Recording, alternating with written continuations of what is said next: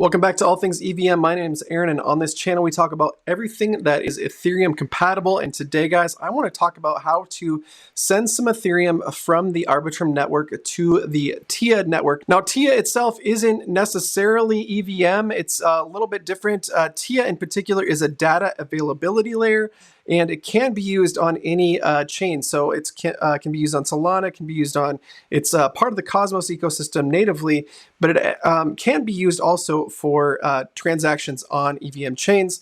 I know a couple of them are using it now. In particular, the one that I'm super excited about is Avo is going to be using it as part of the OP stack as their data availability layer. And I do think if you stake them, stake some TIA very soon, you may be eligible for part of the Avo airdrop that is coming out. So without further ado, let's jump into my screen here.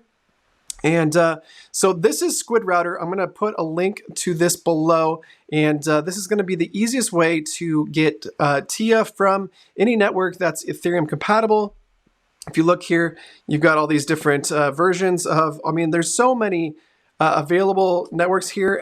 So taking Ethereum from Arbitrum, and we've already checked that box there, and then we're going to be moving Ethereum over there. I've got a little bit of Ethereum in this wallet. Make sure you have some ETH there. You can use USDE as well. You can use all kinds of different assets to bridge to the TIA network. And yes, TIA is its own network on its own. It's built on Cosmos, which are basically app-related chains. So I'm going to send 20 over to the Celestia network. I want a little bit over 20 because it is going to cost me a little bit of TIA to stake on the network. And make sure to download a Kepler wallet first. So let's go into my browser extension. I have a Kepler wallet here. Connect our Kepler. Approve. So we're going to hit submit here. I'll have to confirm it in my wallet.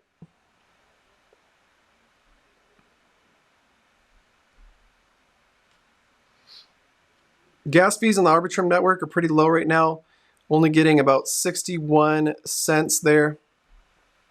All right, I've approved the transaction in my wallet. It's moving Arbitrum to Celestia from ETH to TIA. Your tokens are on their way. Feel free to leave this page, track up to 30 minutes here.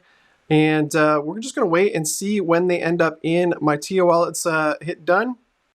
All right, so it did take about 15 minutes to transfer from Squid Router all the way to Celestia, but I did get my 20 TIA tokens here. So now I'd like to start staking. So I'm going to hit this button here. And then I'm going to pick a validator, and I did a little research while I was waiting for that transfer to happen, and I thought it was hilarious. There's one down here called Keck, and I had to go with it. I would recommend a smaller validator, and one that also gives you about 5% commission, as that seems to be the lowest that you can find on the staking list. And then I'm gonna hit stake here. So stake to Keck max. We recommend you set aside a few. Okay, so let's do 20. We'll just do a simple 20 here, and we'll hit stake. We're gonna approve this in our Kepler wallet. It's a pretty small transaction fee there. That's pretty awesome. Could have sent a little bit less if I really wanted to.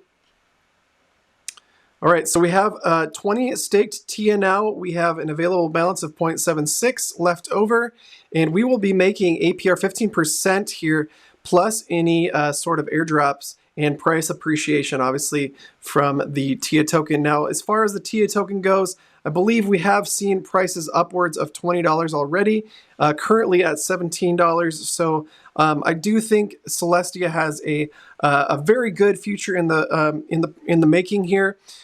We've seen a lot of different L2s as well as applications start to use Celestia as their data availability layer. And I do think we'll continue to see more airdrops as that happens. On the recent Dime airdrop, the Dimension airdrop, if you were a Celestia staker, you only had to do one in order to get an allocation on that.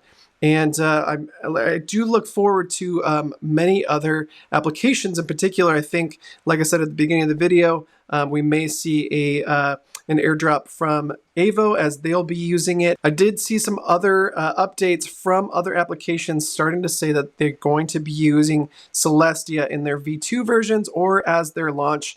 So I don't think you're too late to the game if you haven't staked any Celestia yet. I do think if we, a year ahead from now, that might not be the case, but I do think anything that's going to be using data availability from the Celestia stakers is going to be eligible for future airdrops. So do like, subscribe, hit the notification bell for more content just like this. And also, guys, I will be making a version 2 of this, and I'll be moving some Atom tokens from my Coinbase account to the Atom network, and then I'll be buying a Celestia from Atom and transferring that to another wallet. So I don't think it's a bad thing to have many wallets staking TIA. I think it's very important to get more airdrops through that process. So stick around, guys, for that video as well. Like, subscribe, hit the notification bell for more content just like this. Have a great weekend, and God bless.